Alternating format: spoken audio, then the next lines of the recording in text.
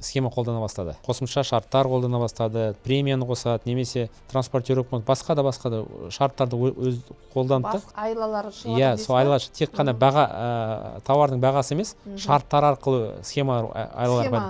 Соны қосымша құн салығы бұл жерде неше түрлі айлаға, схемаға бармау үшін нақты бір қосымша құн салығын қойып, содан мемлекет пайдасын көрмей ме? Мадина ханым, бұл жерде экспортқа шығаратын тауарлар бойынша, шикізат бойынша қосылған құн салығы 0%. Қазір таңда біздің тарапымыздан жоғарғы сотта да қарастырып жатырмыз, ол фактылар бойынша қосымша талаптар қойып өндіріп жатырмыз. Егер де осындай жағдай бола беретін болса, қаңтар оқиғасы қайталанып кетуі мүмкін деп жатыр. Сіз қалай ойлайсыз енді? Сіз ұлттық қауіпсіздік комитетінде жұмыс істеген екенсіз. Комитетте ме? Иә, онда да 3 жыл. Қандай департаментте жұмыс істедіңіз? Неге сізді министр қылып сайламайды? Әлде сізді вице-премьерлер ұсынбай ма? Президентке неге сізді дайын министрсіз ғой? Сіз неге ұсынбайды деймін да? Мадина ханым, енді ондай 10 миллионда болған артистерді кездестірген жоқ, бірақ қазіргі таңда Тұрсынбек Қабатовтың ставкасы 10 миллион теңге дейді. Мысалыға сөйтіп ол халықтың аузынан шығып жатқан.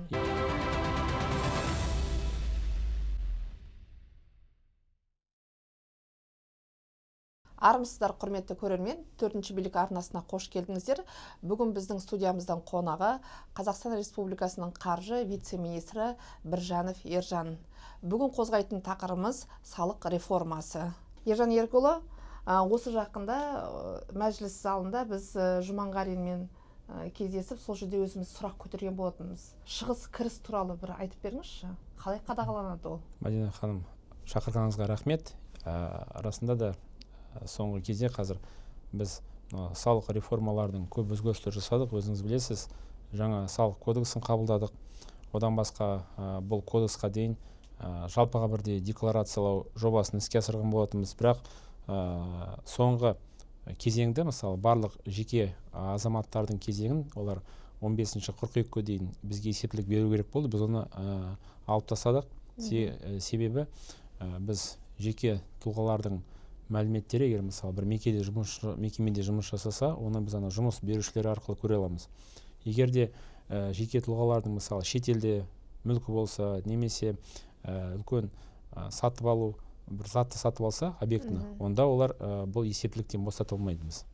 Сондықтан Серік Макашевтың айтқаны бұл жеке тұлғалар болсын, заңды тұлғалар болсын, бәрін біз кіріс пен шығыстың салыстыруымыз керек қой. Мысалы кәсіптен түскен қаражат, немесе жалақыны алған қаражат, экономика қандай үлесі бар, қандай айналымда бар, және де өзіңіз білесіз, көлеңкелі экономикамыз бар. Оны жалтарып айтып керек емес.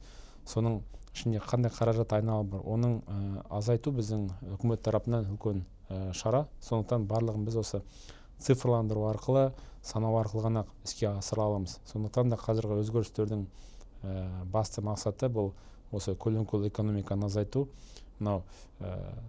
Заңсыз тапқан пайданы, мысалы, немесе заңды тапқан пайданы содан осы экономикаға, халыққа үлесі болу керек деген тұжырым ғой. Қазір көбіне егер табысын толық көрсетпесе, салық мөлшерлемесі түспейді. Бұл көбіне өңірлік бюджеттерге байланысты. Енді біз республикалық бюджетті қадағалаймыз. Жергілікті бюджет бұл енді әкімшіліктердің қарамағында ғой.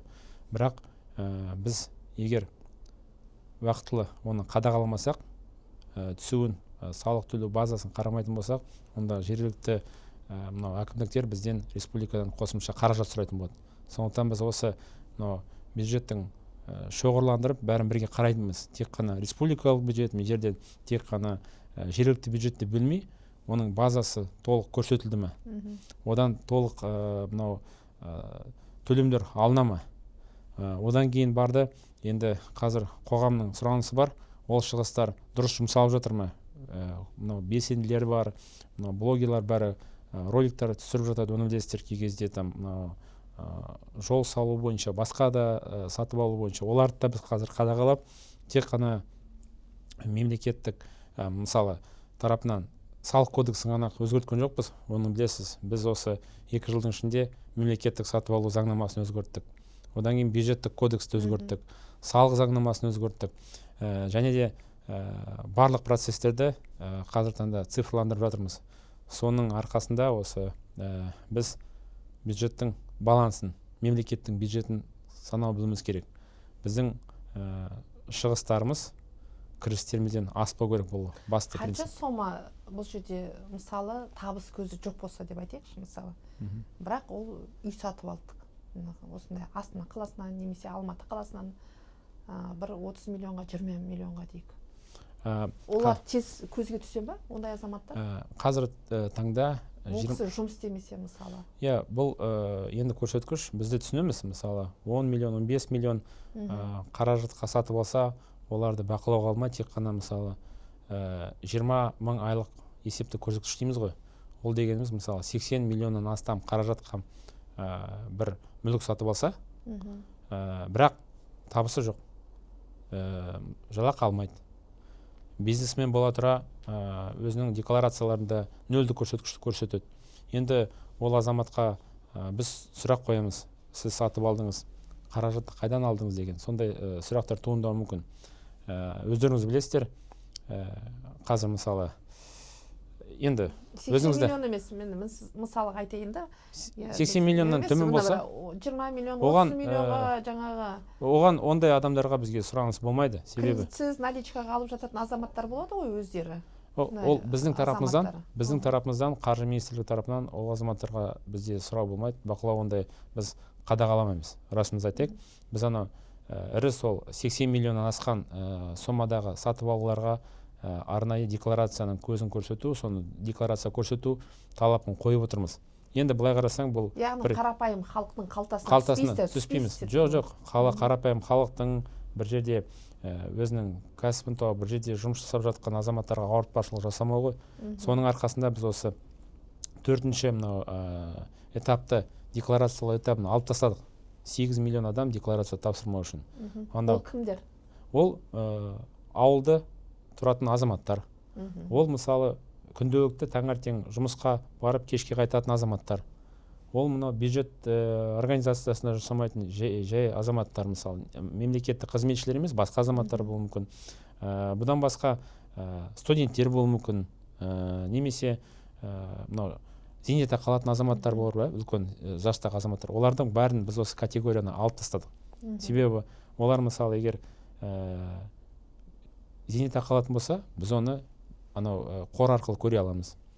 Егер стипендия алатын болса, оны біз де көре аламыз. Ондай деректер бар. Журналистер бұның ішіне кірген жоқ па? Егер журналистер мысалы агенттіктерде немесе бір мекемелерде келісім шарт арқылы жұмыс жасаса, олардың жалақысынан осы салық ұсталып қалатын болса, оларды декларация тапсырмайды. Себебі сіздің атыңыздан мысалы жұмыс беруші көрсетті, сіздің нөміріңізді көрсетті, қанша қаражат ұстап қалғанын көрсетті, біз оны автомат түрде көріп, оны осы азамат бойынша портретін жасай аламыз. Ал егер де бұл жеке мысалы блогер болсын, немесе жеке журналист болып, бір басқа мекемелермен келісімшарт жасап, өзі кәсіпкерлігін өзі жүргізетін болса, ондай азаматтар есептілік беру керек. Оны біз босатқан жоқпыз бүгінгі таңда.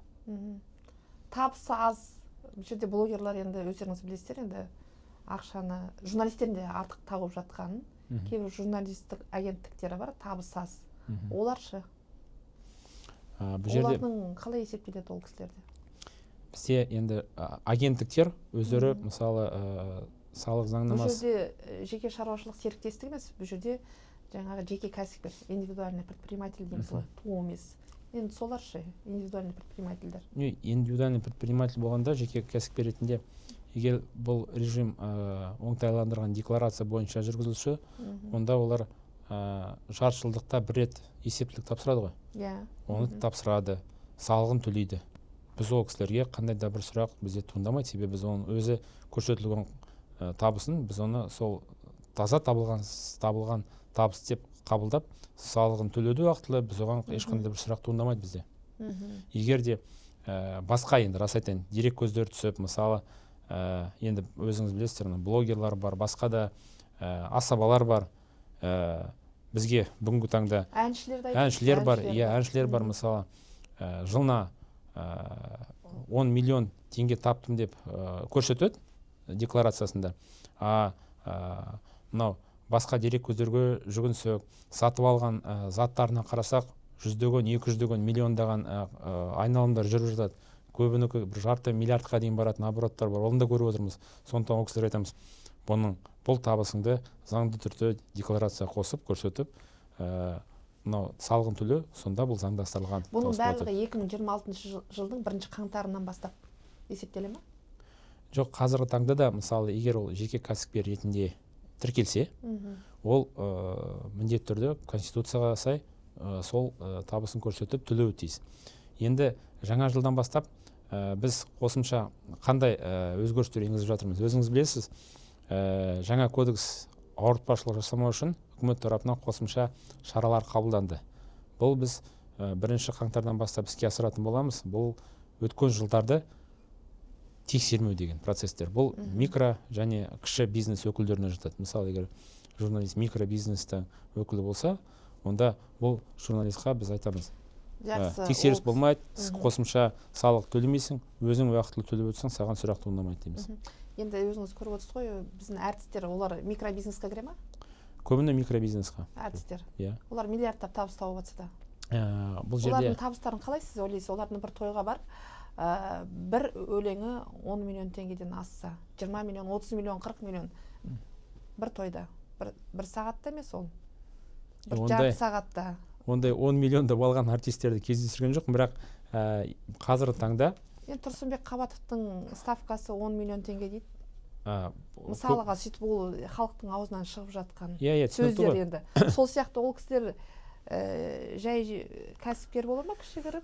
Жоқ, бұл жерде біз міндетті түрде тек қана сол блогерлардың ба, немесе асабалардың, немесе әншілердің деректерін ғана қабылдамай, сонымен қатар, мысалы, әлеуметтік жүйелерді, содан кейін мынау жарнама берген кезде барлық әлеуметтік жүйені сараптама жүргіземіз. Өзіңіз білесіз, билдайын сол әншілерді, блогерлерді біздің осы бақылауымызға түсіп, қаражатты қосымша көрсетіп жатыр. Қазір таңда бірақ ол кісілердің көрсетілген қаражаттары былай жария болған жоқ қой, әншілердің. Ол туралы жария етпедіңіздер ғой. Бізде қазір әлі жұмыс аяқталған жоқ, бірақ 1,5 миллиардқа дейін сома осы блогерлар, әншілер бойынша қаражатқа түсті. Иә. Ары қаратай жұмыс жүргізіледі.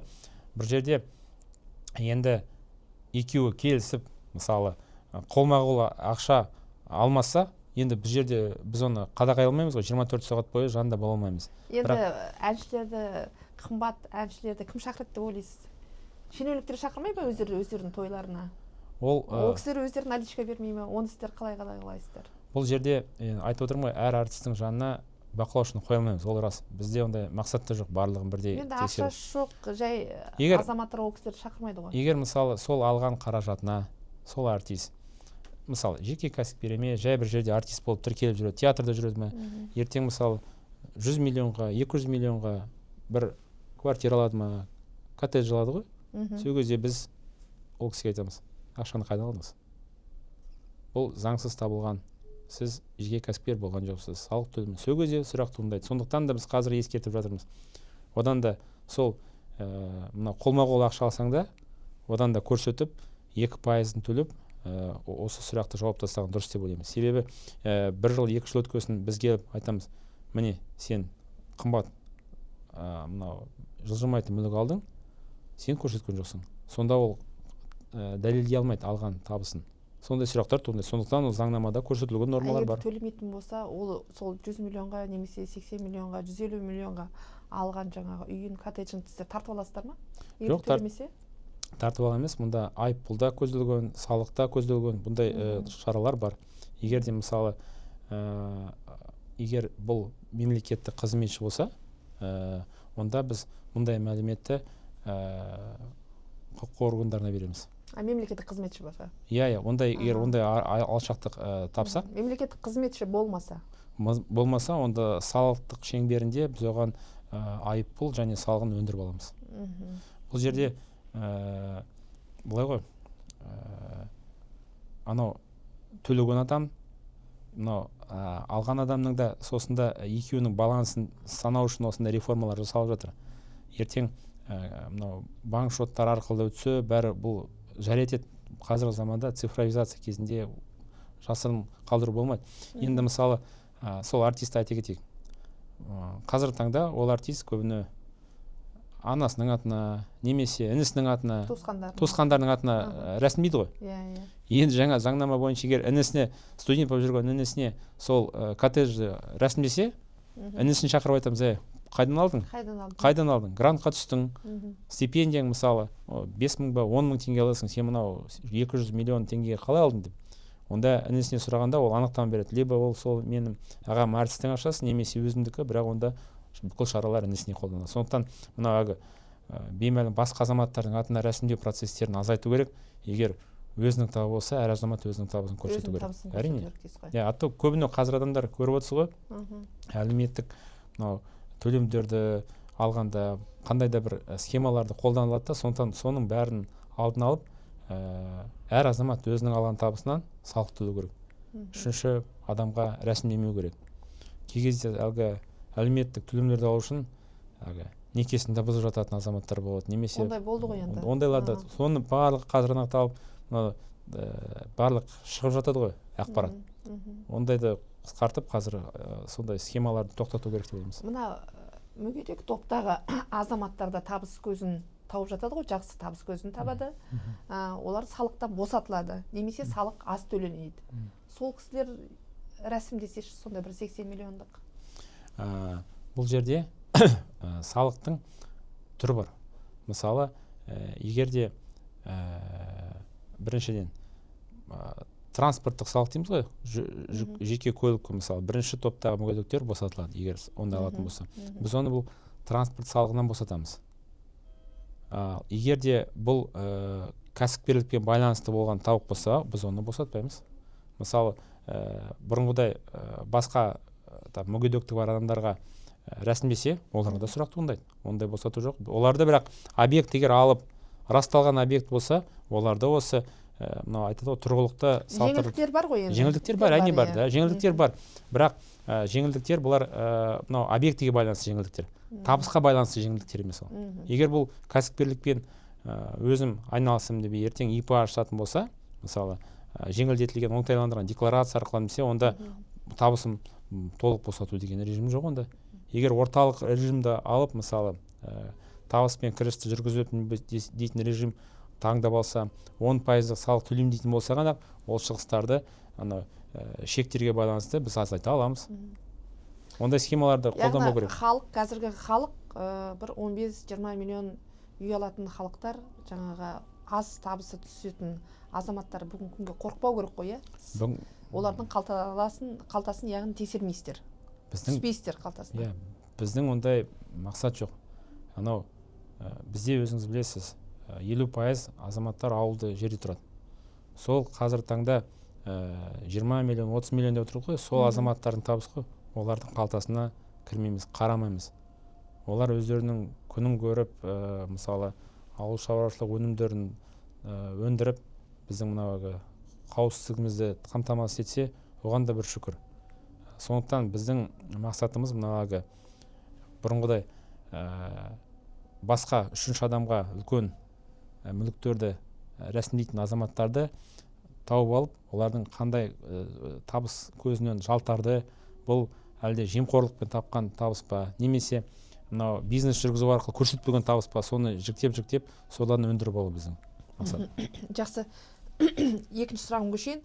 Әрдайым өз ойларын айтатын сарапшылар, Рахым Ошақбаев пен Айдархан Құсайынов, қосымша құн салығының 12%-дан 16%-ға дейін өсуіне байланысты қызмет көрсету және қоғамдық тамақтандыру салаларында бағаның 4-тен 8%-ға өсуін болжап, қазіргі тұрақсыз жағдай мен инфляцияның өсуіне ескере отырып, мұндай реформа сатып алу қабілетіне тікелей әсер етіп, тұтыну көлемінің төмендеуіне, экономикалық өсудің баяулауына әкелетін атап өте, инфляция жоғарғы болып тұрғанда неге қосымша құн салығын өсірді деп отыр? Орынды сұрақ. Қазір қоғамда жиі көтеріліп отыр. Айта кететін болсақ, қосылған құн салығы республикалық бюджеттің бір басты салықтарының бір көзі болып танылады. Корпоратив салық және қосылған құн салығы. Қалған мысалы табыс салығы, мынау біздің жеке кәсіпкерлер барлығы төлейтін салықтар, олар жергілікті жерге кетеді. От республика келетін салықтың көзі қосылған құн салығы мен корпоративті құн салығы. Бұл кезде қазір шығыстар бүгінгі таңда өсіп келе жатыр. Келесі жылға 27 триллионнан асты. Оның барлығын уақытылы төлеу, әлеуметтік шығыстарды уақытылы төлеу, міндеттемелерді орындау бұл мемлекеттің парызы. Бізде қазір шығыстар табыстарға қарағанда тез өсіп жатыр. Сондықтан да бұл өте мысалы ауыр шешім болды 16%-ға ауыстыру. Бірақ бұны толық талқылау керек. Сіз бүгін айттыңыз, тамақтану мысалы бағыттары қымбаттауы мүмкін дедік, бұл инфляция. Егер мысалы товардың шығуы мен соңғы сатылуына дейін былай жіктеп бөлетін болсақ, егер ауыл шаруашылық өнімі ауылда өндірілетін болса, оларға жеңілдіктер бар. Олар қосылған құн салығын төлемейді. Егер өндірушілер болса, ауыл шаруашылығының мысалы үлкен мекемелері бар, бізге күнделіктегі сүт өнімдерін әкеп тұрады ғой. Олардың 80% жеңілдігі бар қазір. Налог на добавленную стоимость 80% азаяды. Бүгінгі реформаға дейін оларда 70% шегерім болған. Қазір 80%. Мысалы, алған заты мен сатқан затының арасында 1 миллион теңге бюджетке төлейтін болатын болса, олар бұрын 300 мың теңге төлейтін. Қазір, егер миллион теңге төлеу керек болса, олар 200 мың теңге ғана төлейді, себебі олар 80% жеңілдігі бар.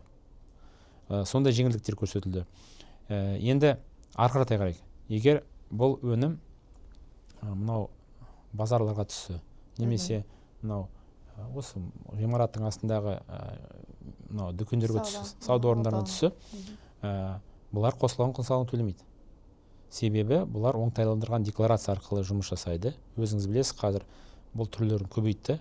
Олар барлық талған табысынан, мысалы қазір таңда базовый төлем 4% белгіледі ғой.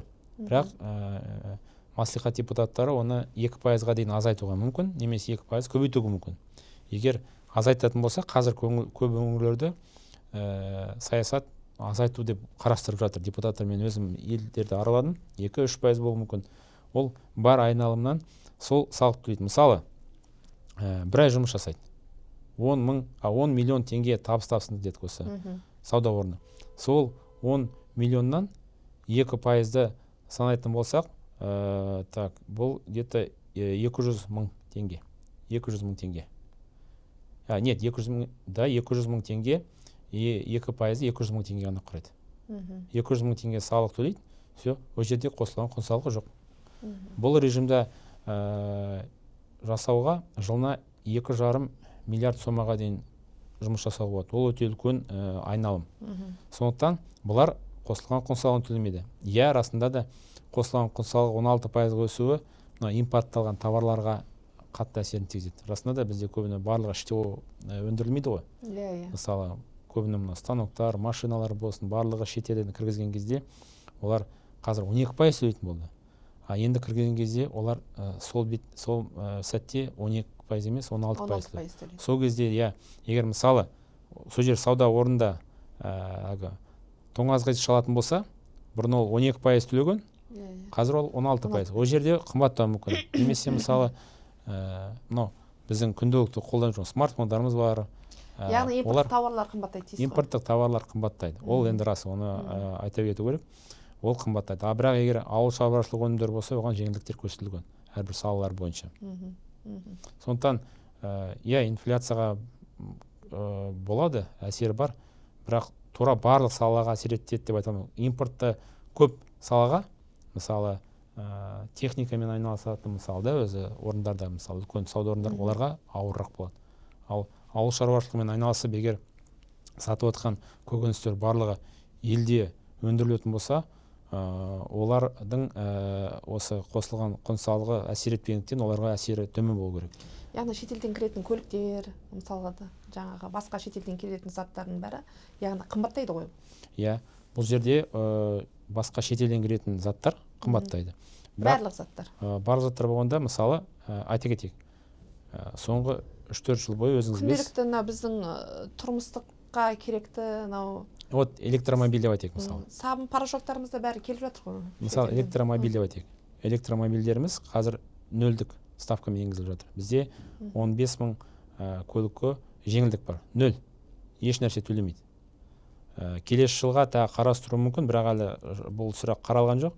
Дегенмен олар салықты төлемейді.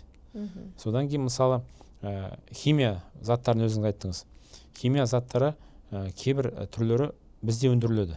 Оларға біздің отандық өндіруші ретінде мемлекет тарапынан біздегі даму институттарының өндірушілермен қазір шетелден келіп жатқан импорттық жаңа химия тауарлары мынау кішігірім біздің Қазақстан шығарады. Екеуінің бағасы да бірдей тұр, немесе Қазақстандағы шығарылған өнім одан да қымбаттау болып тұр. Мысалы, қазір уақытта біз өзіміз дүкендерге барып қарап жатырмыз ғой. Оны өздеріңіз байқамадыңыздар ма? Не ол? Не себептен?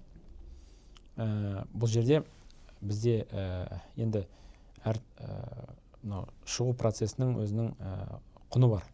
Мысалы, жаңадан өндіріс көзін ашып, мысалы, сол ғимарат салу, мына станоктарды қою, жұмыс күшін алу, оның көп әсері бар. Мысалы, теңізге жақындығы, логистика бәрі анау товардың құнына әсер етеді.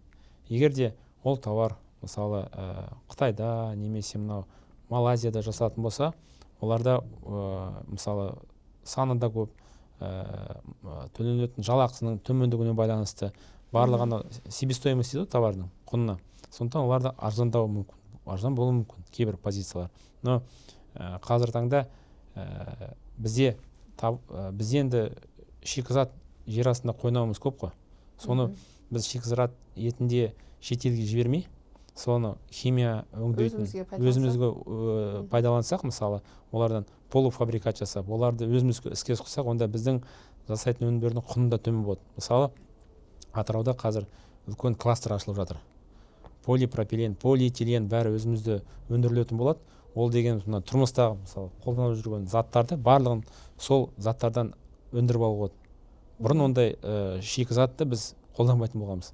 Қазір сол мұнайдың қалдықтары дейміз ғой, сондай өнімдерді көп жасайтын болсақ, мысалы ол өнімдерді машина жасауға да қолдануға болады. Ішіндегі барлық корпустары бар, басына ішіндегі барлық пластмасс заттарын сол арқылы өндірсек, онда біздегі машиналардың құны да арзанырақ болуы мүмкін.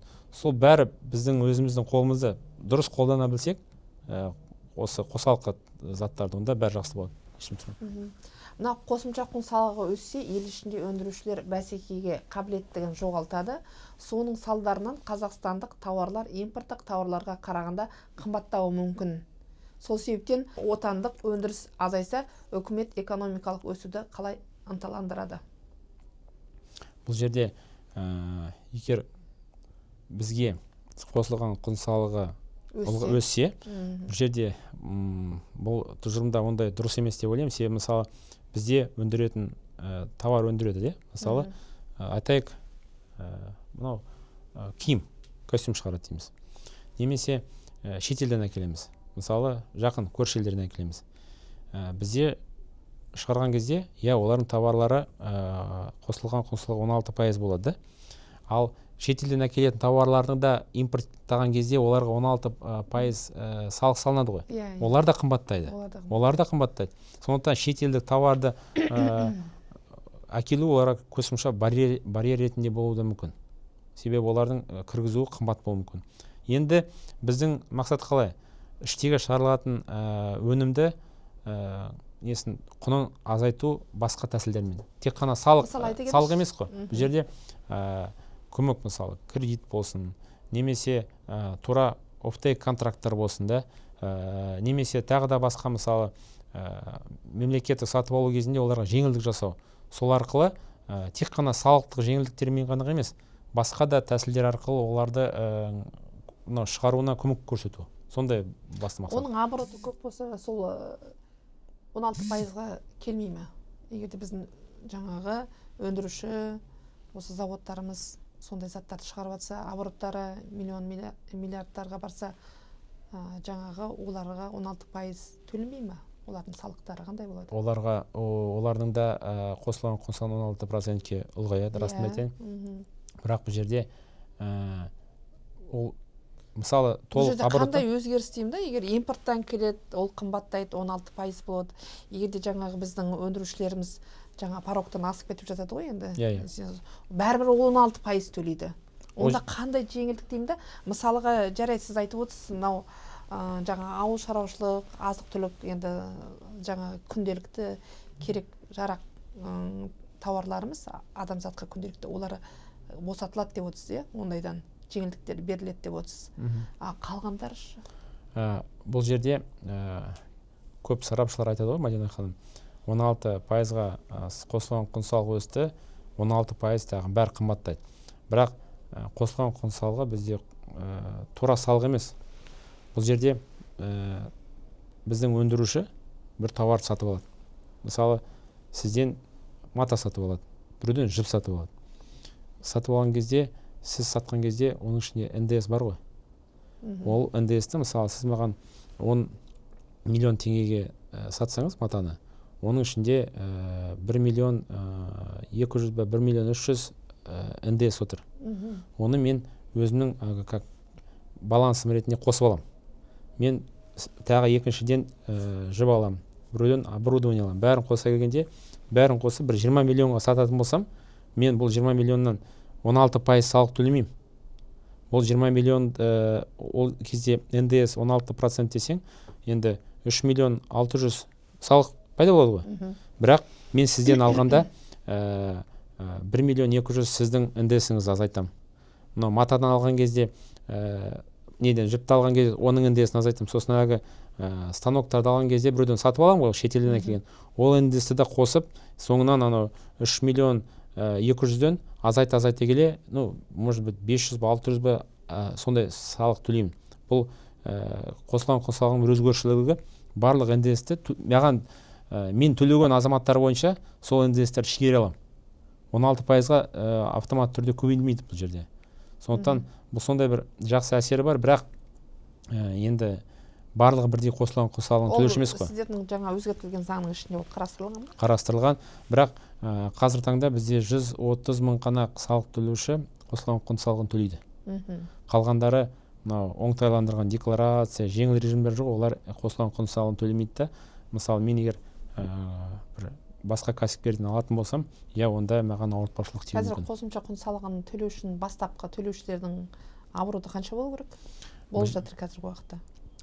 Қазір таңда 20 мың айлық көрсеткіш дедік қой. Сол 80 миллион егер оборотың келсе, сен қосылған құн салығын төлеуіңіз керек. Қазір жаңа кодекс шеңберінде 10 мың айлық көрсеткіш сол 42 миллион соманы құрайды. Бірақ біз барлық мынау микро, кіші бизнес өкілдерін ортайлаған декларация арқылы қосылған құн салығын босаттық. То есть олар төлемейді. Ол біріншіден. Екіншіден, егер қосылған құн салығын міндетті түрде сол шектен асуы мүмкін емес. Мысалға жаңа айтып кетейікші, бұл сұрақты мен кейінірек қойсам ба деп едім, енді мынау әңгіме қозғалып кеткеннен осы 40 порог бойынша 42 миллион теңге деп айттыңыз ғой. Сол 42 миллион теңге ол кісінің табысы, шағын ғана бизнес, ол 40 миллион немесе 42 миллион. Ол 42 миллионнан бір 2 миллион асып кетсе, ол 16%-ға автомат түрде ол жаңағы налог қосымша құн салығын төлейді. Автомат түрде төлейді ғой енді. Енді ол кәсіпкерге ол ауыр тимей ма? Бұл жерде сол ауыртпашылықты азайту үшін өзіңіз білесіз. Бір 300 мың, 500 мың, 700 мың төлеп отырған азаматтар ол миллиондап салық төлейді ол кезде. Ол кезде біз қазір былай қарадық қой. Мынау ол табысы аз ғой негізі. Біз сондықтан ол категориядағы кәсіпкерлерді оңтайландырған декларацияға ауыстыруды қарастырдық қой. Өзіңіз білесіз, соңғы өзгерістерге байланысты қазір 1111 акеттің ішінде 44 түр бойынша ғана тыйым салынған, қалғандары барлығы оңтайландырған декларация жұмыс жасады. Олардың обороттары 40 миллион емес, 2,5 миллиард болса да қосылған құн салығын төлемейді олар. Қосылған құн салығын төлеу, мысалы, тыйым салынатын саралар, мысалы, жер қойнауын алатын, банкпен алатын, финуслуги дейміз, қызметті көрсететіндер. Содан кейін 2 миллион 200 мың теңгеден 4 миллион лицензия алатын азаматтар, мынау алкогольді продукцияны шығаратын азаматтар, олар анау оңтайландырған декларациямен жұмыс жасай алмайды. Олар міндетті түрде ортақ режиммен жасау керек. Қалған барлық мынау тұрғылықты алып жүрген қызмет түрлері, тауарлар барлығы оңтайландырған декларациямен өтіп, олар обороты 100 миллион болсын, 500 миллион болсын, олар қосылған құн салығын төлемейді, босатылады олар. Олар қанша пайыз төлейді? Сол 3% төлей ме? Олар қазір 4% деп көрсетілген, бірақ кодекс шеңберіне көрсеттік.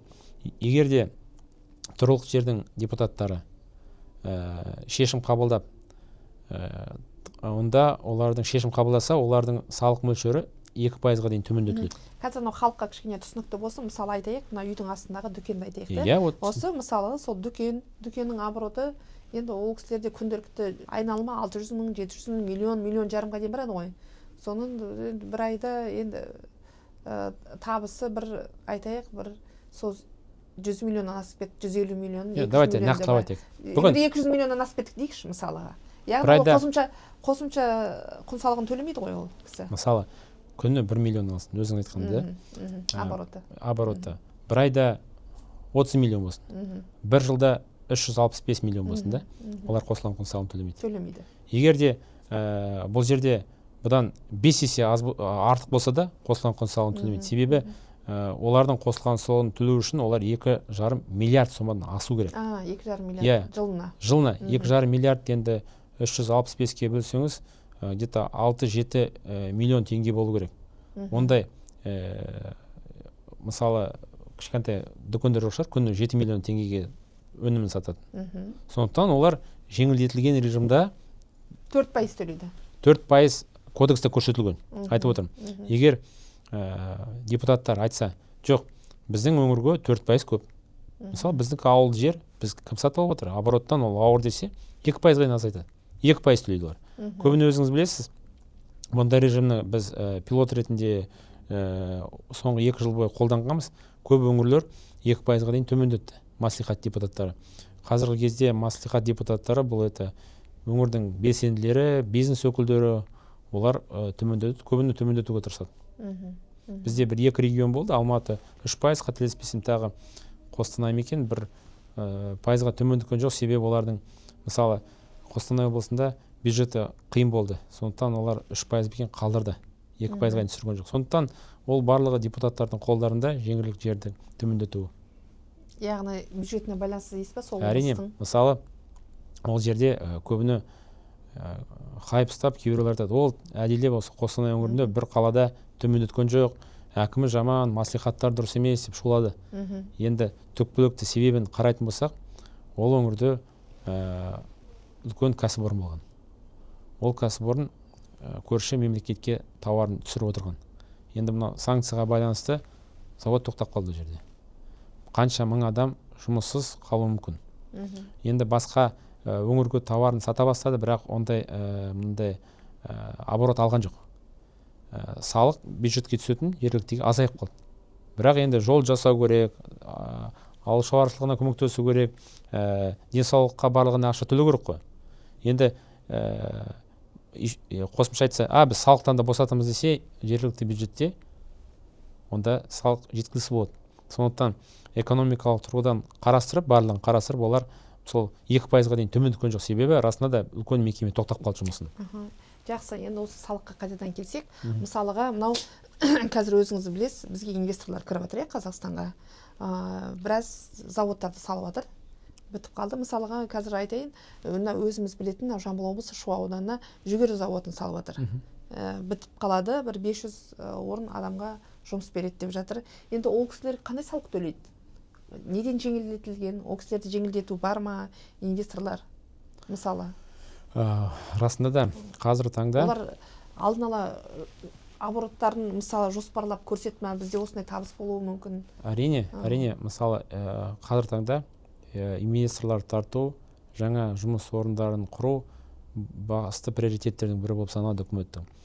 Қазір енді айтады ғой, басқа мемлекеттермен сондай күрес жүргізіп жатырмыз инвесторларға. Қандай жағдай жасаймыз? Себебі ол болашақта біздің объектілер, жұмыс орындарын беретін объектілер. Қазір мысалы тек қана мұнайға, жер байлығына қарап қалу ол дұрыс тұжырым емес. Бүгінгі таңда биыл бюджет мысалы $75 баррель деп жоспарлағанбыз. Қазір таңда 64-65 тұрады. $10 айырмашылық бар. Сыртқы әсерлер өте көп. Немесе басқа да саяси әсерлер көп болса, сондықтан оған қарап отыра берсек, онда біздің жағдайымыз тұрақтылық болмайды. Біріншіден. Екіншіден, жер қойнауы енді барлық ресурсы сияқты ол да азаяды. Көбіне мына батыс өңірлерінде, Қызылорда өңірінде көп кен орындары өздерінің көп алған сәтінен шығып, қазір төмендеп жатыр. Ал ол жерлерде жүздеген мың адам жұмыс жасайды. Енді соңғы біткеншіден қарап отырмаймыз, онда басқа сұрақтар туындайды, әлеуметтік сұрақтар пайда болады. Сондықтан біз мысалы тек қана біз емес, басқа мемлекеттерде мынау пайдалы қазбаларға қарап отырмай, экономиканы диверсификация жасап, мынау тұрғылықты жұмыс жасау үшін инвесторлар тартып отыр. Олармен әрине жұмыс жүргіземіз. Оларға байланысты режимдер көп. Арнайы инвесторлық режимдар бар, арнайы экономикалық аймақтар бар. Өзіңіз білесіз, Жамбыл өңірінде ондай аймақ ашылды. Мына солтүстік Қазақстанда да аймақ бар. Барлық өңірлерде ондай аймақтар бар. Көпсін. Ол кісілерге біз жеңілдік беріп отырмыз ба? Енді біз оларға жеңілдік беріп отырмыз. Мүлік салығынан, корпоративті салығынан босатуға уақытша береміз. Олардың 8 жылдан 10 жылға дейін беріп отырмыз мысалы. Теперь енді қалай? Оны біз береміз, бірақ біз қадағалап отырамыз. Кімге қандай жеңілдік беру керек екенін. Егер де міндеттемені орындамаса, онда біз барлық берген жеңілдікті қайта мойнына артып, одан өндіріп аламыз. Бірақ біздің мақсат қазір сол инвесторларды тартып, жұмыс орындарын ашу. Жуырда мысалы Түркістан облысында болдым, 100-ден астам жаңа инвест жобалар іске асырылып жатыр. Өзім көрдім қалай жасап жатқан жерде. Енді білесіз, 2 миллионнан астам тұрғыны бар. Ол жерде пайдалы қазбалар жоқ. Көп мемлекет республикалық бюджеттен қаражат бөлінеді. Олардың басты мақсаттары тәуелділікті республикалық бюджетке азайту, өзіміздің бюджетімізді жергілікті ұлғайту, жұмыс орнын құру деп қарастырып жатыр. Мақта да егіп жатыр, оны өңдеп те жатыр. Көп түрлі зат шығарып жатыр. Өте керемет қой, мысалы құрылыс өнімдерін бәрін жасап жатыр. Жанында басқа Өзбекстан мемлекетімен бәсекелестік құрып жатыр. Ол да жақсы. Сондықтан бізде қазір басталмай жатып, бақылау, басталмай жатып, барлығын төлеу деген принцип өте дұрыс емес. Мен мысалы фискалды органы болғандықтан мен, конечно, бүгінгі таңда салық төлеу, бүгін төлеу деп айта аламын, бірақ мынау қаржы министрлігінде экономика саласында болғандықтан маған болашақта мынау базаны сақтау, оны ұлғайту, ол басты принцип бізде қазір. Жұмыс орнын қарастыру, оны да біз қарастырамыз, жан жақты салмақты қараймыз. Сондықтан ол инвесторлармен жұмыс жасау, олардың жобаларын бізге тарту, жұмыс орындарын құру өте басты мақсат. Қазір айтам, болашақта ең басты біздің мемлекетіміздің өсуінің басты фактор болып келеді. Ол кісілерге нақты салықтың пайызы белгіленді ғой негізі? Әрине, бізде әр инвесторға бөлек емес, бізде мындай заңнамада көрсетілген. Бізде айтады ғой, салық кодексі бар, одан кейін бізде кәсіпкерлік кодекс бар. Соның шеңберіне көрсетілген жеңілдіктерді біз береміз. Ол биылғы салық реформасында өзгертілді ме, әлде бұл бұрынғы сол қалыптасқан салықтағы көрсетілген пайыздар ма? Біз бұрынғы көрсетілген пайыздарды қарастырдық, ол бар.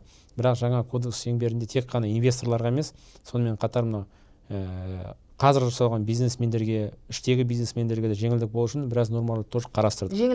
Жеңілдіктерді қарастырдық. Мысалы, бізде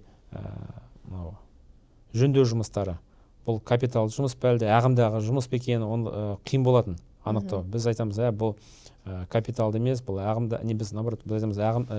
ағымдағы ремонт емес, бұл капиталды ремонт.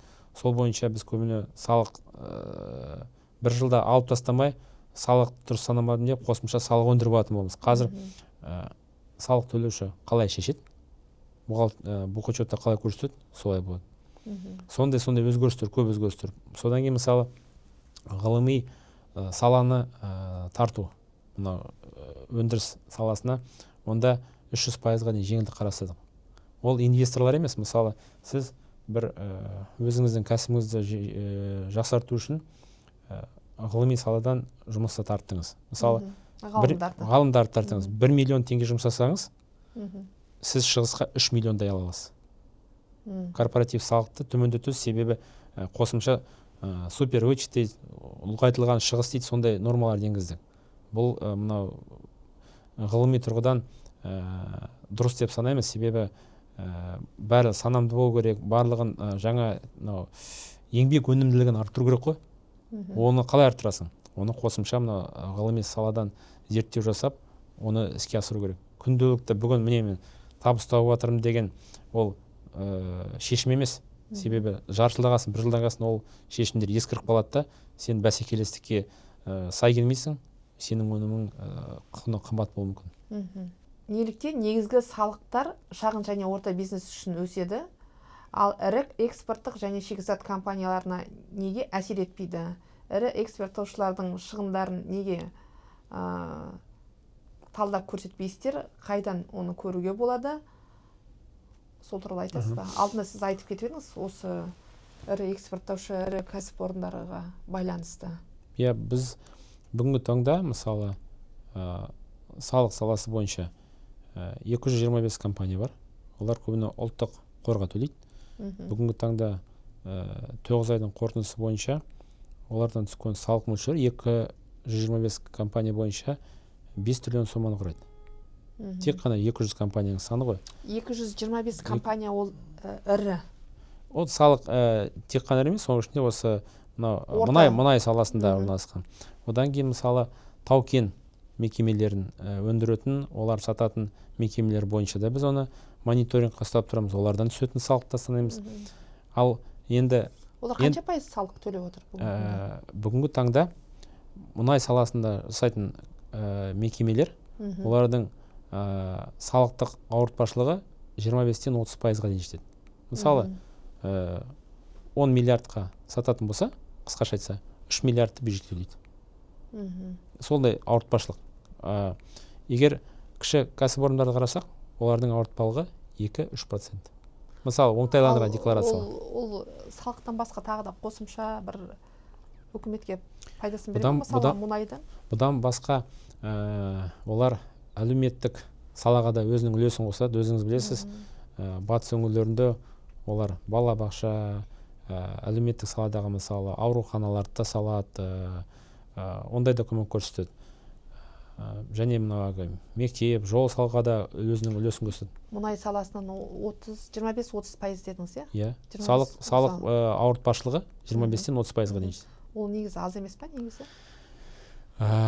Біз бұл жерде, яғни біз қазіргі Қазақстанда осы мұнайдың арқасында солардан енді табыс көріп отырмыз дейсіз. Бірақ енді аз емес па негізі?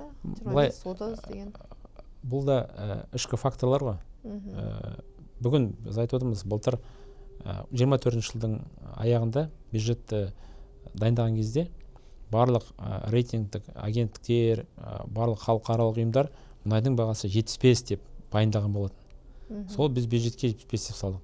Биыл дайын өзіңіз көресіз, $60 дейін құлады мұнайдың бағасы. Бұл өте қатты әсер тиді, біріншіден. Екіншіден, осы 22 жылы енді саяси жағдайға байланысты біздің мұнайға да көп сұрақтар туындады. Бізде бренд, Urals деп қараймыз, сондықтан біз өзіміздің брендіміз Кепка деген қазақ брендін шығарып, сол арқылы сауда жасап жатырмыз. Енді бұл салықтар аз ба деп айтасыз. Ауыртпашылықты әрине қарастырамыз, бірақ қазір таңда мынау кейбір өңірлерде, мысалы Жаңаөзен болсын, немесе мынау Қызылорданың орындары болсын, ол жерде әлгі ең биік шектен біз өтіп кеттік. Ол жердің мұнайың көлемі азайып жатыр. Екіншіден, бұл жерде әлеуметтік сұрақтар да туындап отыр. Енді ол мекемелерде мысалы 10-20 мың адам жасайды ғой. Мекемелер айтады, мен экономик тұрғыдан жұмыс жасау үшін маған мысалы 10 мың емес 6 мың адам жеткілікті дейді. Бірақ ол жұмысшылар бүгін бар. біздің міндеттемелеріміз бар. Сондықтан олар кей кезде осы өздерінің профсоюздар арқылы алған міндеттемелерін орындайды. Экономикалық тұрғыдан тиімсіз болса да, бұл әлеуметтік тұрғыдан өте дұрыс. И мемлекет тарапынан біз олар талап қоямыз. Жалақы төмендетпеу керек, жалақы жоғарылау керек, индексация болу керек, әлеуметтік төлемдер төлеңіздер деген сондай талап қоямыз. Себебі біздің басты мақсат халық қалай ол жерде өмір сүріп жатыр, олардың табысы болу керек. Жақсы, мынау мыстан, алтыннан көріп отырғандар басқа шикізаттар осы. Мысалы алтын, уран болсын, біз олар бойынша көтерілген қазір салық түрлерін кодекс шеңберінде қарастырдық. Алдында қанша салық пайыз төлеп келді ол кісілер? Бізде қазіргі таңда алтын бойынша дифференциалды ставка 18-20%-ға дейін көтеріп жатырмыз. Мысалы НДП дейміз ғой. Ол мысалы $3,000 асатын болса, онда салықты көбейді. Егер алтынның бағасы төмендесе, мысалы нарықта, онда салық мөлшері төмен. Сондай кіргізіп отырмыз. Уран бойынша да сондай салық түрін енгіздік. Өзіңіз білесіз, уран, алтын жоғарылап жатыр. Оларды біз мемлекет тарапынан алу ұлғайтып жатырмыз. Бірақ кейбір түрлері бойынша біз көтерген жоқпыз, себебі өзім айтқандай қазір таңда логистикалық жолдар қайта қаралып жатыр. Біз кейбір кезде мысалы Россияға сатқан болатынбыз, қазір оны сата алмаймыз. Бұл логистиканы біз мысалы Қытайға ауыстырып жатырмыз. Қытайда ондай жақсы баға қазір бізге бермейді, себебі ұсыныс көп. Кімге? Қытайға ұсыныс көп па? Ұсыныс көп, себебі барлық Ресей Федерациясының өнімдері Қытайға ауысып жатыр қазір. Бұрын олар батыс мемлекеттерге ауысты ғой. Қытайда қазір шикізат көп. Сондықтан кім сатып алады, сол бағаны белгілейді. О бірінші фактор. Екінші, сатып алушы елдің экономикасына да байланысты. Егер де үлкен Қытайға экономикасы сәл жеделдесе, азайса, қатты әсер етеді бағаға да, біздің сатып алуымызға да. Сондықтан айтып отқаным, біз тек қана мынау жер қойнауының шикізатына ғана қарық болмай, одан болашақта бәрі түседі деп ойламай, басқа түрлерін қарастыру. Себебі сыртқы фактор қазіргі таңда, саяси факторлар өте қатер.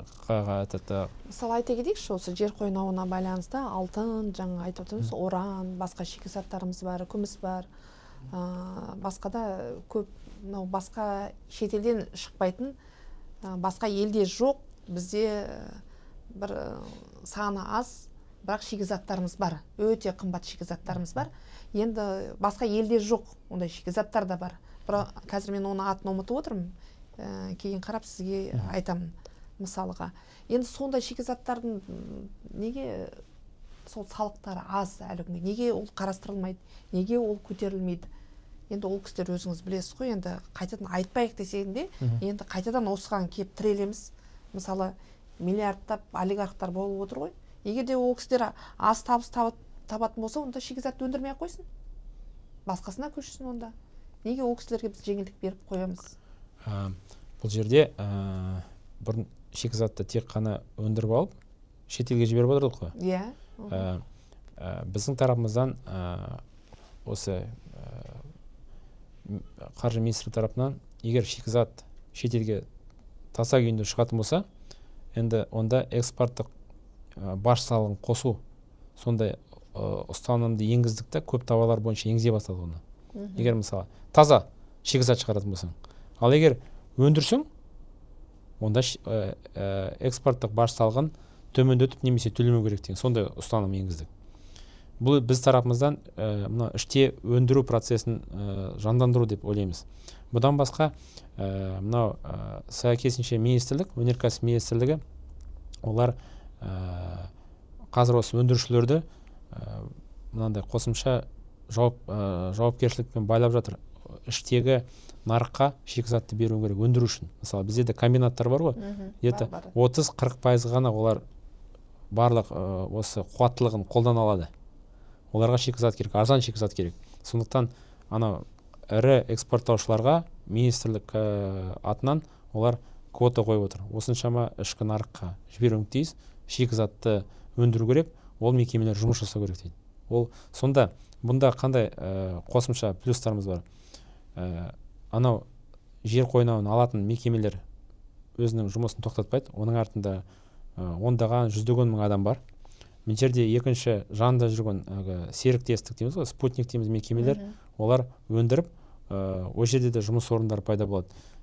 Қосымша шығатын енді тауар, ол шикізат емес, полуфабрикат дейміз, дайын тауар болуы мүмкін. Сондай мақсат. Біз тарапымыздан фискалды шаралар. Мынау өнеркәсіп министрлігі тарапынан оларға қосымша встречный обязательство, қарсы міндеттемелер қосып жатыр. Ол заңнамада көрсетілген. Тура шикізатты шығару, аз кездесетін шикізат шығару тура қазір болмайды. Және де егер де аз шығаратын шикізатты нарықтан төмен бағамен сататын болса, онда біз қазір жаңа трансферттік баға қадағалау заңнамасы бойынша осы экспорттаушы мекемеге қосымша корпоративтік құн салығын талап етеміз. Біз айтамыз, мұндай тауар мынау нарықта бағасы көрсетілген, котировкасы бар. Сол котировка бойынша сен бірақ мысалы 15%, 20% аз саттың, онда біз оған трансферті бақылау, яғни бұл заң өзгерді ғой енді. Сол өзгерту бойынша қазір бақылау жүріп жатыр ма? Бақылау жүріп жатыр. Біріншіден біз былтыр өзгерістер енгіздік, және де биыл салық кодекс шеңберінде қосымша өзгерістер енгіздік. Бұл қосымша өзгерістердің басты мақсаты тек қана бағаны қадағаламау. Мысалы бізде тек қана баға арқылы ғана қадағалайтын болсақ, анау екі жақ шарттар арқылы схема қолдана бастады.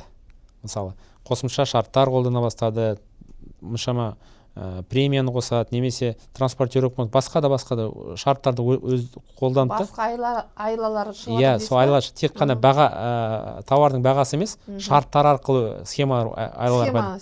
Соны алдын алу үшін, сол схеманы құрмау үшін негізгі осы салықты, қосымша құн салығын көбейтуге болмай ма? Қосымша құн салығы неше түрлі айлаға, схемаға бармау үшін нақты бір қосымша құн салығын қойып, содан мемлекет пайдасын көрмей ма? Мадина ханым, бұл жерде экспортқа шығаратын тауарлар бойынша, шикізат бойынша қосылған құн салығы 0% ғой. 0%. Бұл әлемдік практика. Тауар сататын болсаң, мысалы, шикізат емес, мысалы, алтын емес, мысалы, мырыш емес, любой бір товар, басқа товар сататын болсаңыз, мысалы, өндірдіңіз, мысалы, мынау стакан сатсаңыз шетелге, сізге 0%. Нөлдік. Себебі ар жақтан алатын мемлекет қосылған құн салығын өзіне қосады. Бәсе соны екен ғой біздің олигархтардың ақшалары. Олардікі 0%. 0% оғаннан кейін миллиардер болып кеткен сол екен ғой. Оларға НДС салынбайды. Мысалы, егер де Россияға шығаратын болсаңыз, онда олар 20% қосылған құн салығын өздері өндіріп алады ол тауардан. Ана сатып алушы төлейді. Егер оларды ешқандай қосымша құн салығын төлемесе, олар тек қана өздерінің қалталарын қалдындатса, онда Қазақстан жаңағы орташа бизнес өкілдері онда да салықты не үшін ондай 16% қосымша құн салығын төлеу керек онда? Бізде де сол принцип қой. Мысалы, біз импорттаған кезде, мысалы, бір товар сатып алсаңыз шетелден, кіреберісте 16% төлейсіз ғой. Ол жаққа да, мысалы, біз егер товар жіберетін болсақ, олар бізден келген товарды кіреберісте өзінің НДС ставкасын қосып өндіріп алады. Біз оларға 0% көрсетуіміз керек. Біз экспорттаған кезде НДС өндіре алмаймыз. Ол сондай заңнама, ол халықаралық. Мысалға айтайықшы, мысалға жарайды. Мынау алтыннан неден пайда көріп жатқан ірі жаңа кәсіпорындарымыз бізде 0%-мен шықса, ары қарай барып, ол жақтан ол бір 16 немесе 12 немесе 10% олар өндіріп алады ғой. Енді бұл 10% деген ол сондай ірі кәсіпорындарға ол аз ғой, аз салық. Ол елде төлеуі аз салық оларға. Ол жерде, бұл расында айтсам, бұл жерде біздің төлеушілердің қандай бір салық төлету керек қой ол кісілерге. Ол жақта кірген кезде олар баж салығын төлейді және қосылған құн салығын төлейді. Бірақ олар сатып алушының міндеттемесі, сатушының емес. Мысалы, мына Қазақмыс корпорациясын алайықшы. Қазақмыс корпорациясы жер қойнауында алтынды да, күмісті де, басқа неше түрлі жаңағы біздің қазба байлықтарымызды өндіріп алып жатыр. қазып жатыр, оны өндіріп жатыр, оны кейін барып шетелге шығарып жатыр. Мына Жезқазғанда олардың заводтары бар, ол жерден өндіріп те жатыр. Жезқазғанның мүлдем ол жерге жағдай жасалмаған. Жезқазғанда қанша жыл болды мына жұмыс істеп келе жатқаны. Мысалға Шу ауданында енді біз ол жерде де құрдық, ол жерге заводтарын салды. Енді өзіміз сол жерден болғаннан кейін, өзіміздің үлесімізді қосқаннан кейін ол жерге жаңа бюджетке де табыс көзін кіргізді, 1-2 миллиардқа жоқ жыл сайын төлейтін болды. Басқа да көмектерін тигізіп жатыр. Бірақ Жезқазғанға нөл ешқандай бір жұмыс атқарып жатқан, көріп жатқан жоқпыз. Мысалы, егер ол ешқандай оның пайдасы сол облысқа болмаса, халықтың жағдайы ол жерде жақсармаса, облыстың жағдайы болмаса, онда неге біз оларды ол салықтан босатамыз? Бұл жерде бізде өзіңіз айтсаңыз, сол мекеме басқа мекеме біз білмейміз.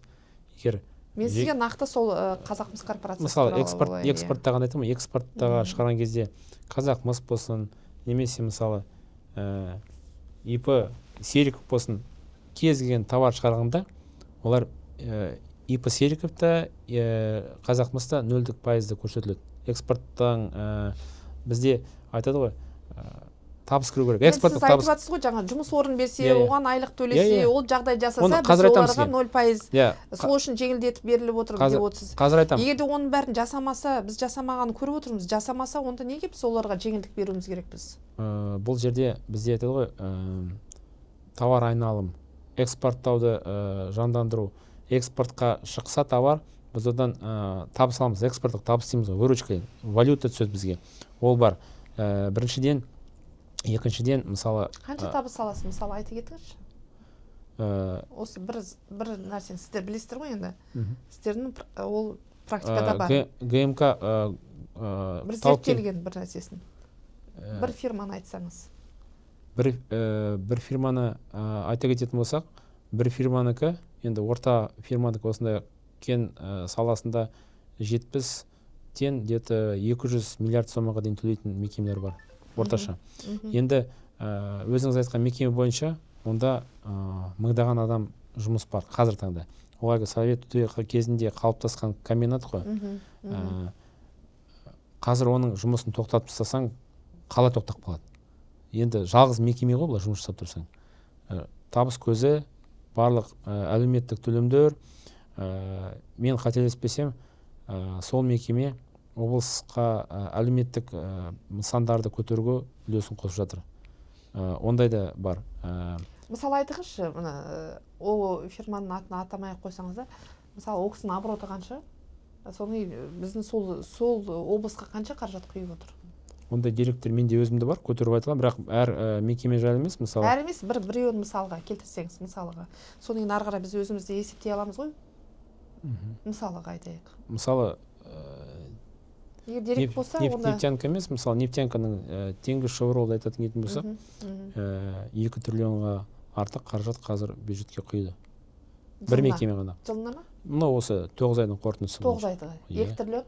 2 триллион артық құйды. Бюджетке құйды. 2 триллион. Өздерінің жылдық табысы қанша екен?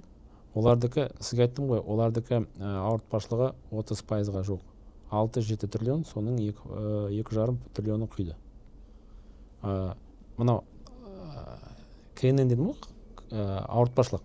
Ол, мысалы, қанша налог төледі, анау айналымға бөлінеді. Сонда осы үлес шығады.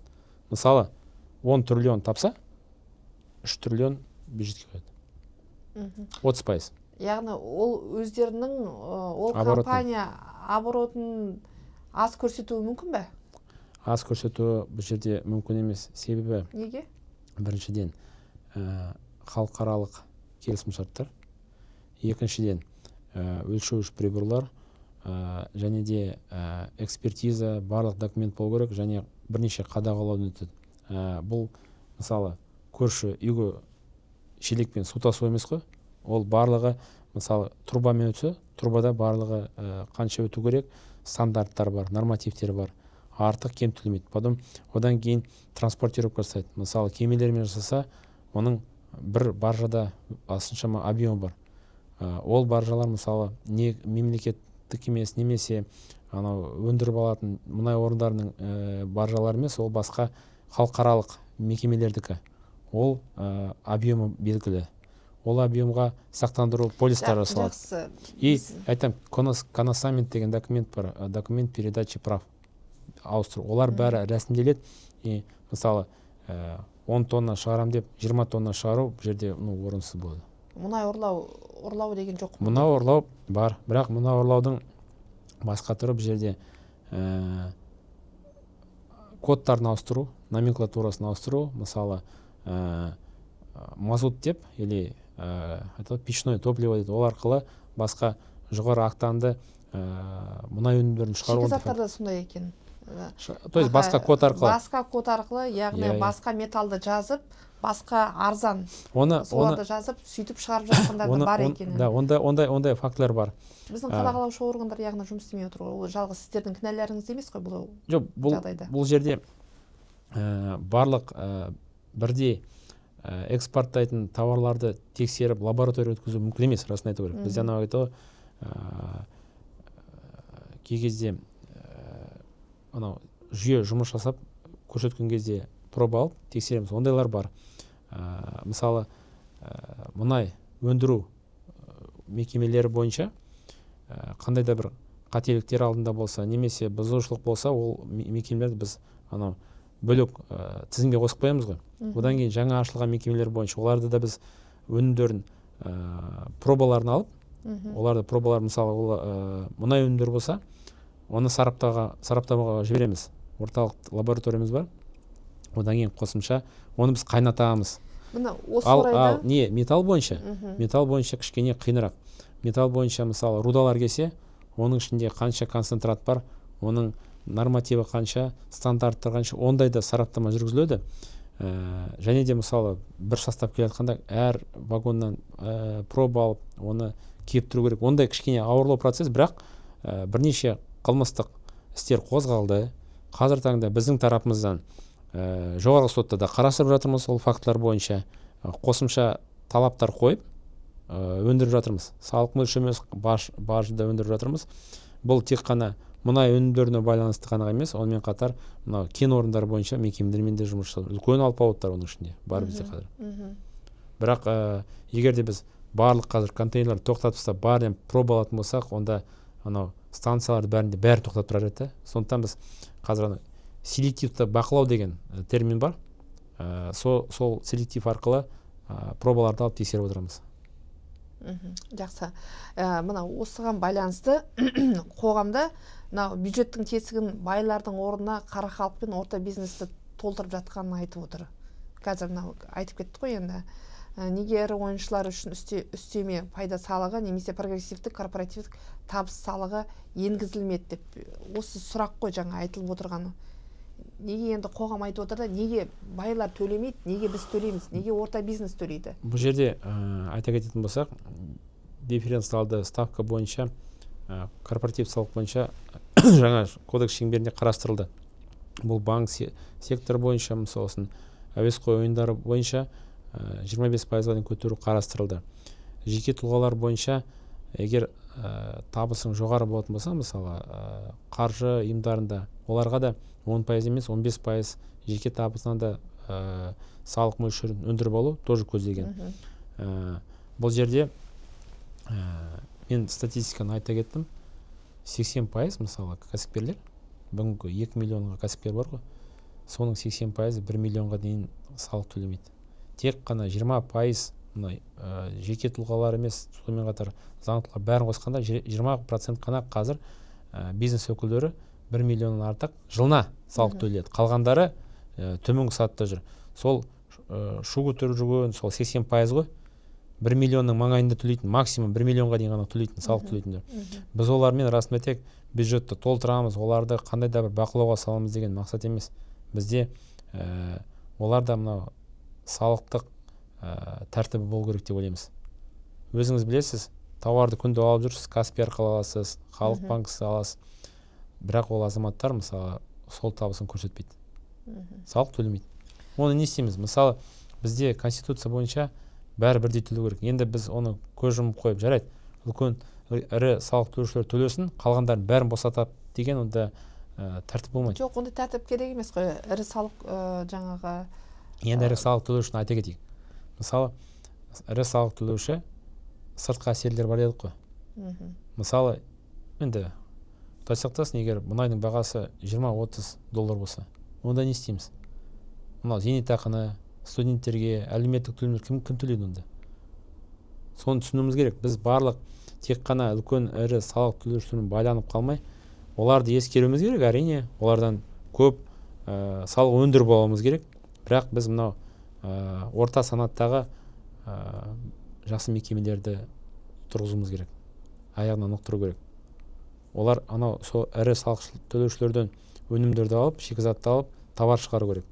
Сондай ғана біз базаны сақтап қаламыз. Ал мынау ауладағы кішкентай шағын супермаркет болсын, дүкендерден немесе салондардан біз ондай қаражат күтпейміз. Олардан да бір қандай қысу шараларын немесе бақылау шараларын күшейтпейміз.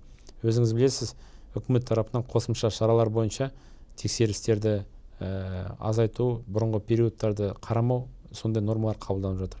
Ондай бізде мақсат жоқ.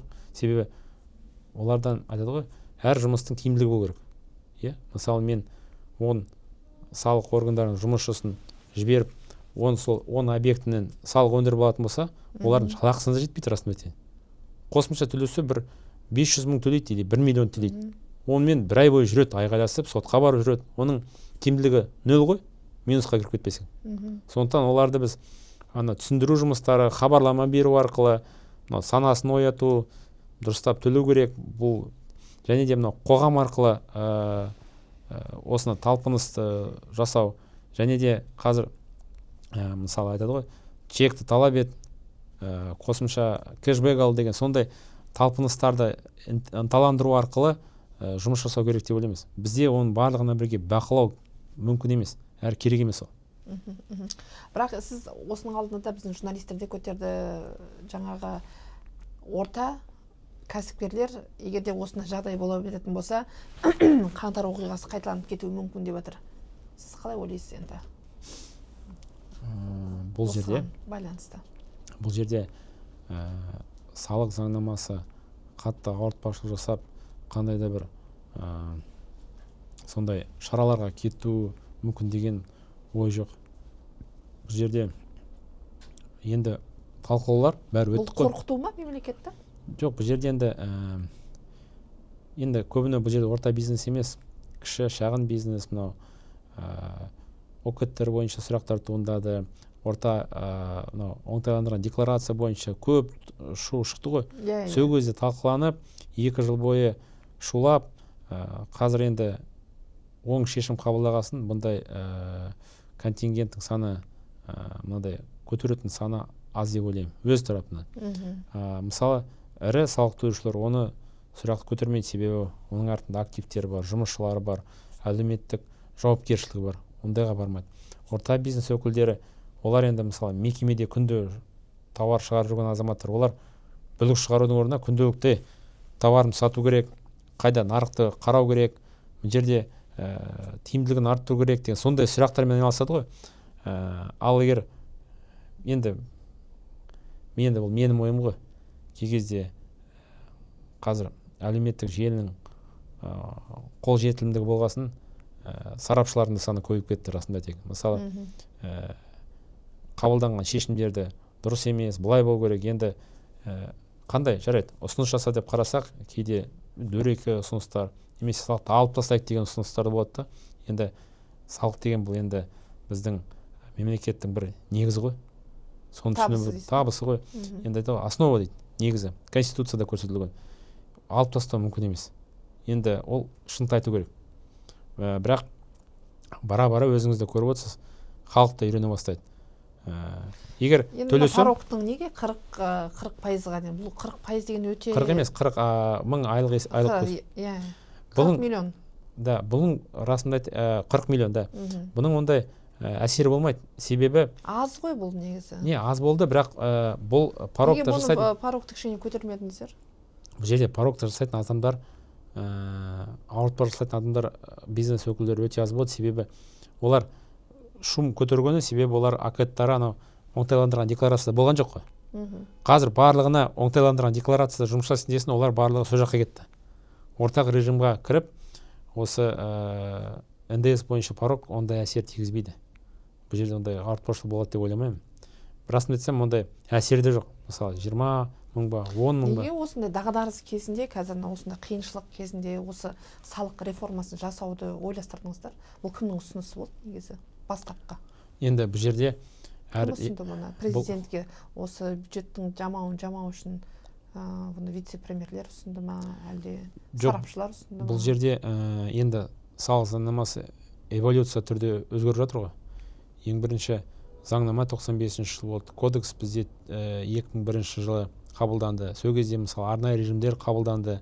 Енді әр жыл өткен сайын ол өзгеріп отыру керек. Мысалы электронды түрлер қабылданды, кабинет пайда болды. Одан кейін мынау розничный налог дейміз да, олар қосылды. Әр жыл сайын өзгерістер болып тұрды. Енді салық заңнамасы өзіңіз ойламаңыз, бізде тек қана көтерілуі. Бізде төмендетілген де болды. НДС мысалы 12%-ға дейін кезінде төмендетілді. Ондай да кездер болды. Кезінде Ал енді ол кезде көтереміз деген кезде де бәрі көрді ғой, енді көтерді, қымбатшылық болды. Бұл жерде өзімнің ойынша бұл енді барлығы бірде бір факторлардың сәйкес келуі болып қалған шығар деп ойлаймын. Енді мысалы тарифтардың өсуі бар, салық заңнамасы реформаның қабылдануы. Бірақ қазіргі кезде осы өзгерістерді соңынан қалдырайық, бір жақсы кездер болады ау деген бұл дұрыс емес деп ойлаймын. Себебі өзіңіз көріп отырсыз, қазір қандай заманда өмір сүріп жатырмыз. Күнделікті бір өзгерістер болып жатады. Күнделікті бір дағдарыс. Бұл тек қана бізде ғана емес, барлық әлемдегі дағдарыстар ғой. Күнде бір қандай да шетелде болсын, бір өзгерістер бізге де әсерін тигізіп жатады. Анау басқа елде орналасқан президенттің бір сөзі біздің шикізаттың құнына қатты әсерін тигізуі мүмкін. Оны да көріп отырсыз. Немесе басқа да бір геополитикалық жағдайлар, ол да бізге әсерін тигізеді. Сондықтан қазіргі таңда реформаны жасамай тосып жақсы жағдайлар болады деген ол дұрыс емес. Бұл асығыстық па, әлі 1-2 жыл тағы да күтуге бола ма негізі? Бұл кодексті біз енді керек деп ойлайсыз ба? 2 жыл бойы дайындадық, 2 жыл бойы талқыладық. Енді 2 жылға ары қаратай қалдыратын болсақ, анау шығыс пен кірістің алшақтығы ұлғаюы мүмкін. Онда жағдай қиындауы мүмкін. Себебі өзіміз айтып тұрмыз, былтыр ғана бюджетті қараған кезде $75 болды. Бүгін мысалы $60 дейін құлап қалды. Өте қатты әсер. Шығыс неге көбейіп кетті? Шығыс мысалы бізде ақшаның бәрі сыртқа шыққаннан кейін, содан кейін шығыс көбейіп кетті ма? Жоқ, бізде мысалы енді әлеуметтік мемлекетпіз ғой. 10,5 триллион тек қана әлеуметтік салаға береміз бюджеттің. 40%-ға 38, 40%-ын біз тек қана әлеуметтік салаға береміз. Бұдан басқа салаларда бар. Енді шекарамызды күзетуіміз керек, ауыл шаруашылығына көмек көрсетуіміз керек, жол салу керек, байланыс керек, интернет барлық жерде болу керек. Ол талап. Ол бізге соңынан 2 жылда қасынғанда интернет тартамыз дегенге болмайды. Дұрыс емес пе? Бүгін бәріміз сотовый телефонмен отырмыз. Барлығымыз ақпаратты алу керек. Неге мысалы қалада отырған азамат ақпаратты ала алады, ауыл жердегі азаматтар ала алмайды? Дұрыс емес қой. Сондықтан оларға да жағдай жасау керек, жол тарту керек. Өзіңіз ел жерде жүрсеңіз көріп отырсыз. Ол жерлерге бұрынғы ауылдарда су бармаған жерге су барып жатыр. Жол бармаған жерге жол салынып жатыр. Қаншама мынандай жаңа өзгерістер болып жатыр. Енді оның барлығы өте үлкен қаражат талап етеді. Расын айту керек. Егер де біз мемлекет ретінде өсетін боламыз, халықтың жағдайын жақсартамыз, барлық шаралар жасаймыз десек, онда шығыстар міндетті түрде керек. Қазір жағдайда біздің инфляциямыз қандай деңгейде тұрды? Қалай ойлайсыз? Енді мынау официалды деректерді білесіз, 12,9. Енді әртүрлі айтып жатыр, бірақ мен өзім тарапынан статистика өкілдерінің айтқаны сонымен біз жұмыс жасап жатырмыз. Сіз ойыңыз қандай? Біздің ойымызша мына ұлттық банк тіпті кейбір жерлерде базалық мөлшерлерін көтеріп, бір ойын ойнап отырған сияқты. Сіз ойламайсыз ба? Біресе көтереді, жоқ, бұл жерде біресе былай айтады. инфляция жоғары болып тұрса да ойнатып отыр. Бұл жерде олардың өздерінің бастапқы ұстанымы бар ғой. Инфляцияны ұстау үшін ақша массасын азайту үшін ставканы жоғары көтереді. Бұл кішкене тежеуші механизм ретінде қолданады. Бұл біздің ұлттық банктың ойлап тапқан схемасы емес, немесе механизм емес. Бұл сондай дағдарыс кезінде қарастырылатын механизмдер болып салады. Сондықтан ол шараларды қарастырады. Бірақ бұдан басқа да инфляцияның әсерін азайту үшін енді үкімет тарапынан болсын, басқа да шараларды қабылдау керек деп ойлаймыз. Қабылданып та жатыр. Бірақ сыртқы әсер өте жоғары. Бізде мысалы азық-түлік болсын, басқа да тауарлар болсын, барлығы көбіне сыртқы жерден импортталады ғой. Оның да өте әсері жоғары. Оны егер мысалы өзіміз өндіріп барлығын іште жасалатын болса, онда мынау инфляцияның әсері төменірек болар деп ойлаймын.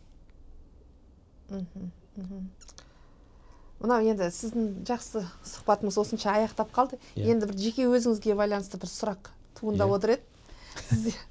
Сіз енді 1999 жылдан бастап жұмыс істеп келесіз, осы салада. Оның ортасында сіз ұлттық қауіпсіздік комитетінде жұмыс істеген екенсіз. Комитетте ме? Иә, онда да. 3 жыл. Қандай департаментте жұмыс істедіңіз? Егер де ол жасырын болмаса? Жоқ, әрине жасырын емес. Енді менің бағытым қаржы бағыты ғой. Ол жерде де осы қаржы саласы бойынша жұмыс атқардым, қызмет атқардым. Одан кейін де басқа бір бөлімшелерде жұмыс жасадым. Енді барлығы осы қаржы саласы бойынша, өзімнің профилім бойынша жұмыс жасадым. Өзіме үлкен жұмыс өтілі, өзіме үлкен мынау сабақ болды деп ойлаймын. Жақсы. Жан жағынан менің өзім ойым, менде кезінде кадрдың салық комитетінде кадрдың басшысы болғам да, сонда барлық қызметшілер тек қана инспектор болып басшылыққа дейін тырысу керек, тек қана бір салада жасау керек деген тұжырым болатын енді. Конкурс басшысы болғанда ойлайтын, мына жер инспектор болды, бас инспектор болды, бөлім басшысы болды, басқарма басшысы болды, солай өсу керек деп ойлайтын. Бірақ өзіңіз көріп отырсыз, қазір бір саланы жақсарту үшін тек қана сол саланың білікті маманы болу аз. Өзіңіз көріп отырсыз, цифровизация қалай дамып жатыр, экономика қалай дамып жатыр. Мысалы, салық инспектор бола тұра, мысалы, өнеркәсіп саласының қандай бағыттары бар, оларды қалай ескеру керек, жұмыс орнын қалай ескеру керек, онда білген жөн деп санаймын. Сондықтан егер енді жоғары басшы болсын, немесе сарапшы, аналитик дейміз ғой, болу үшін басқа салалардың жұмысын, ішкі құрылысын бәрін білу керек деп. Сондықтан бірнеше бағытта өзім жұмыс жасадым. Ол маған үлкен мындай көмек көрсетті деп ойлаймын. Сабақ болды дейсіз ғой? Иә, үлкен сабақ. Әртүрлі талай азаматтармен жұмыстасып болдым. Көп кейстарды шештік. Мысалы, әлеуметтік салада да жұмыс жасадым. Сондықтан қандай төлемдер төленеді, оның қандай алымшылары бар, қай өңірде қандай жұмыссыздық көрсеткіштері бар, ол өңірлерге барып, басқа да сұрақтармен кездесу өте үлкен мектеп болды. Мен еңбек министрлігінде жасадым. Бір жыл жұмыс істедіңіз. Сонда онда жасаған қазір еңбек өтілім өте қызық болды. Бір жыл жұмыс жасасам да, бір 3 жыл, 5 жылдай жұмыс жасағандай болдым. Күнделікті бір сұрақтар туындайды.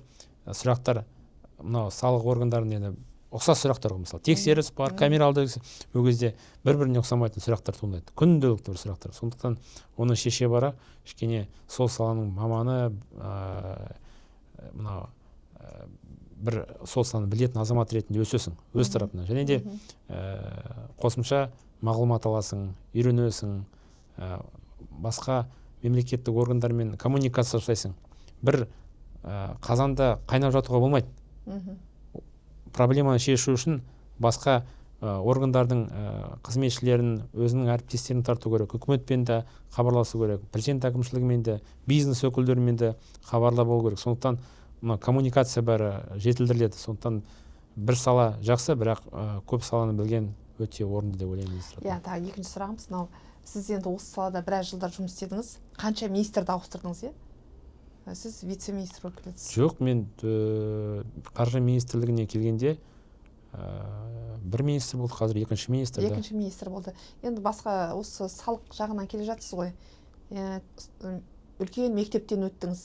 Енді өзіңізді неге сізді министр қылып сайламайды? Әлде сізді вице-премьерлер ұсынбай ма? Президентке неге сізді дайын министрсіз ғой? Сізді неге ұсынбайды деймін да? Мадина ханым, енді бұл шешім маған байланысты емес, біріншіден. Екіншіден, әр азаматтың өзінің бір ойы бар, талпынысы бар. Расында айтсам, менде де басқа бір бағыттарды үйренем бе деген ой бар. Ендігі жылы маған 4 жыл болады. Ротацияға түсем. Егер де басқа министрлікке жіберсе, немесе өңірге жіберсе, міндетті түрде барып жұмыс істеуге дайынмын. Маған сол қызығырақ болып табылады, себебі қазір енді өзімді әлі жастау санаймын. Сондықтан басқа жерде жұмыс жасап көрсете білсем, бұл маған бір ғанимет, маған бір өзіме мынандай жақсы көрсеткіштер ретінде санаймын. Мысалы, жұмыс жасағанда немесе бір жетістікке жеткенде рахаттанасың ғой. Сол сияқты, мысалы, бір жақсы кейсті іске асырсаң, немесе бір бағытты жақсартуға үлесін қоссаң, содан бір рахат аласың. Сол темппен, сол оймен жүрмін да қазір. Міндетті түрде там басшы болу, ондай жоқ. Мысалы, өз жұмысыңның маманы болып, өзіңнің үлесіңді қосып, жақсы қорытындалсаң, содан ләззат аласың. Сол басты мақсат. Гармония керек адамға. Министрлікте министрдің жұмысы қиын ба, әлде вице-министрдің жұмысы қиын ба? Бұл министрдің жұмысы үлкен жауапкершілік, саяси жауапкершілік, президент алдындағы жауапкершілік, халық ретінде. Сіздердің жұмыстарыңыз кішкене тыныштырақ па енді министрге қарағанда? Әр жұмыстың өзінің өзгешеліктері бар. Біз енді күнделікті парламентпен болсын, басқа бизнес өкілдерімен кездесеміз, халықпен кездесеміз. Біз енді шешімді қабылдауға мынандай сараптама жұмыстарын жүргіземіз. Ал саяси шешім қабылдау, бұл енді бірінші басшылық министрлік. Біз ұсыныс жасаймыз. Ұсыныс жасағанда біздің мақсат тек қана бір ұсыныс жасамау, қандай да бір варианттар көрсету. Міне бірінші вариант, екінші немесе үшінші вариант. Министр енді жоғарғы басшылықпен ақылдасады, өзінің жауапкершілігі бар, шешім қабылдайды, и халық алдында, президент алдында жауапкершілік министрде. Сізге көп үлкен рахметімізді айтқымыз келіп отыр. Бүгінгі тақырыбымыз өте қызық болды. Рахмет. Осымен біз эфирімізді аяқтасақ, құрметті көрермендер, сіздермен қоштасамыз. Сау, саламат болыңыздар. Сау болыңыздар.